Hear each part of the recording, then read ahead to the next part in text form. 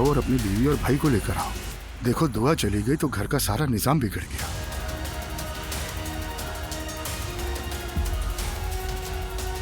ईमान, खैरियत है? मैं यहाँ आपको सच्चाई बताने के लिए आई हूँ। मैंने अपनी जिंदगी में कभी भी पर्दा नहीं किया, सिर्फ रेहान के कहने पर किया। आपके खानदान को सिर्फ बेवकूफ बनाया जा रहा है।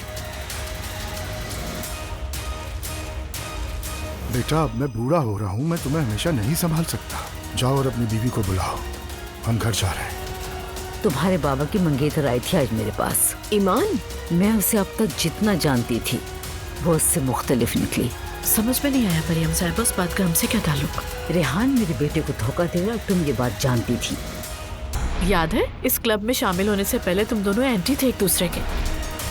कुछ चीजें स्टार्टिंग में जितनी बुरी लगती हैं वो आगे जाकर उतनी ही अच्छी लगती हैं। मैं अपनी मामा को भी खबर दे दूंगा। तुम्हारे मामा पापा सेपरेट नहीं है क्या? बिल्कुल है, बस तलाक नहीं हो सकी, ये कहो। रोहान बहुत बीमार है। जब मैं आई तो बेहोश पड़ा था। इस हाल में इसके साथ कोई होना चाहिए, अकेले नहीं छोड़ा जा सकता। मैं आ जाऊंगी, आप मुझे पिन लोकेशन सेंड कर दीजिए बस।